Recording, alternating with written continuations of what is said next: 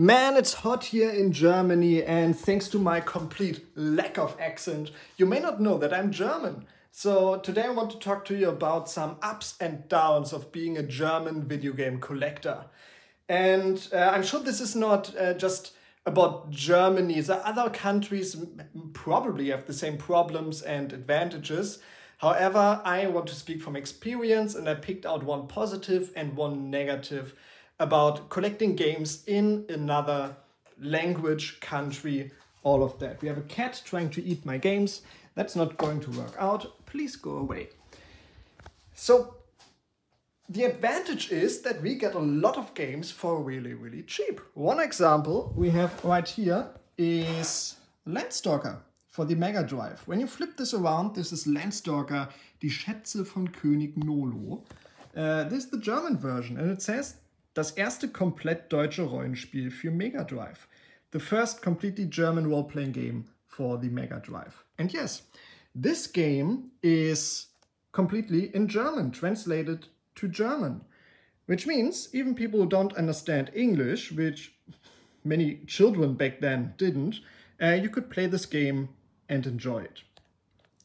And this is not a setting in the game. This whole game is like hard-coded in German. You cannot switch it to English.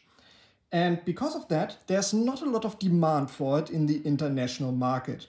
Which means even though prices for English versions, especially US copies, are going up, the German version, because it has very little value outside of Germany, it's just more or less staying the same, maybe climbing up a little bit. And Landstalker, I mean, it's not a super expensive game for the Mega Drive.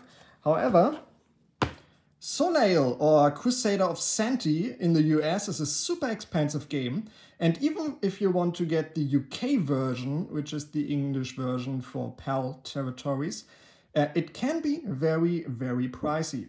However, this is the German version, komplett in Deutsch.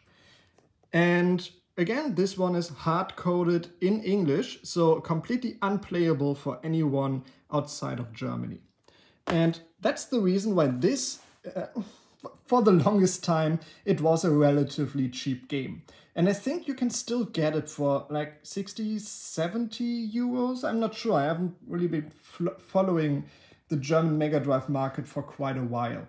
But back then when I got this, you could easily find Soleil for 20 euros, maybe 30. And for one of the greatest Mega Drive games, I think that is a good deal. So you can find good deals for games that are expensive in other countries. Better than Zelda, says the Sega magazine. Well, I don't think the Sega magazine would say, oh yeah, Zelda is much better. So that's one of the advantages. For example, recently, I forgot to bring that out. I was looking at prices for Klonoa with the HD collection coming out, and I was interested to see how the prices went up, down. I'm not really sure. So I checked, and I have a German copy, which is, again, hard-coded in German. And German copies are still... they've been going up. I bought it back then for like 17 euros. Now they are like 80 euros. However, the English UK version is an easy 120 all the time. And of course, the US version is like way up there. Is it like a $300 game so far? So even expensive games like Klonoa are still like almost half the price from the equivalent UK version that we have. So definitely something to check out. If you speak another language, do you have a native version to your country, and you can get some really good deals on great games that are expensive everywhere else. The problem is, like if I had bought Crusader of Santee, the US version back then I could easily sell that for like 3 times the money. However, the German version, I mean, I could still sell it for 3 times, but that 3 times is a lot lower in number, you know? So the prices don't appreciate as much over time. So Landstalker, you used to get this for next to nothing. Now it's like a 30, 40 euro game, the German version. I'm not sure what the US version is, but it's probably a lot higher than this. So if you're buying German copies or copies from your own country, the prices will not rise as much. So if you're in the whole investing community, trying to make money collecting games, these native to one country versions are not the way to go. So that's a positive. The prices are low. Some people may see that as a negative. However, the next one is a straight up negative all the way. So I got 3 different PS2 games out over here. And you may see a difference between them. They all have a different rating on them. You see, this is the PEGI version, which is for Europe in general. This is the, actually, what is the name of that? Is it like BBFC, I think? For the UK, this is their rating system. And this is the USK logo for Germany. Now, really, in the end, like, I would be fine with either of them. Of course, the German version will be all in German. PEGI versions are usually either different languages or all in English. And of course, the UK copies are all English, at least normally. So really, I would be happy with any of them. I personally would always prefer the English versions over a German one, just because, well, my whole life is about English, is in English, and I would just like to have the English version. However, the German version doesn't look too bad either. Now, let's jump a bit into the future, where we have a brand new USK logo. They switched it a little bit over time. It's a bit different. And this is a modern game for the PS4. You can see it looks a bit different. The USK logo, which used to be like easy to see, nice down there, became this gigantic square thingy. And this is already an improvement. They used to have this thing, but like this big on the box. Then they changed it. You can, it's kind of like transparent, see-through. So it's not completely covering the entire game cover, but still, like, it's noticeable. And it just, these annoy me. They don't annoy me as much as they used to. So I've gotten used to having the logo on there over time. And for some, it looks quite nice. However, we are looking at a Blu-ray style case here. The problem with these USK logos is that they do not scale according to the game's box. So here we have a Nintendo Switch game. A Nintendo Switch box is a lot smaller than a PS4 box. The logo is the same.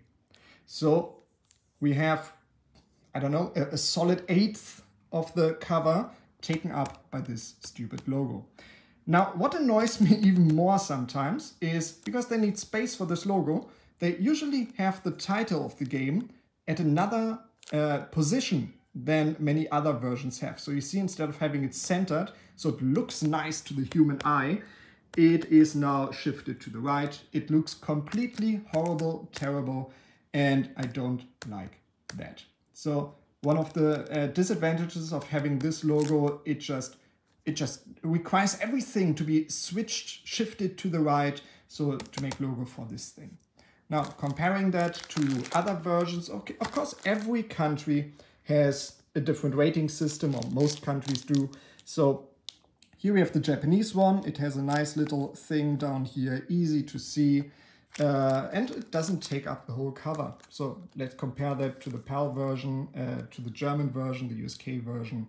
Absolutely terrible in comparison. This is much preferred for small box like this. And this is the PEGI version, which is my preferred version if I buy anything, because it's usually in English. I mean, the PEGI logo is not, I prefer the style here. Of course, the US has a different style, the ESRB, I think. I'm not so into American imports. So, and that looks okay too. But yeah, the PEGI logo, even though far from being pretty, is at least better than the monstrosity we have over here. Now, you may think, okay, I can live with that. Yeah, it's still small enough that it doesn't take too much away from the game box itself, from the cover itself. Now, let me introduce to you a 3DS game. Now, this is a lot smaller than even a Switch box. And the logo is still the same. So almost a solid quarter of the box is taken up by this ugly piece of crap. So that's what annoys me about the USK logo. I think they're important. I think they're nice to have. However, please scale them according to the boxes you put them on. This would be my only gripe with these USK seals at the box. And these are not stickers. You cannot take them off. These are like hard-coded into the image file. Very annoying. So if they scaled that according to the box, so let's say this is the standard for Blu-ray box, okay, let's scale it down according to the surface area of this version. So, being a German collector has positives and negatives. We can make some good deals, we can get some great games for much cheaper than the rest of the world, but we have to live with probably the biggest, ugliest, and just most distracting version of a rating system on the box. What about your countries? Is there something that bothers you about collecting in your own country? Thank you very much for watching. See you next time. Bye. Other cat is very sleepy too.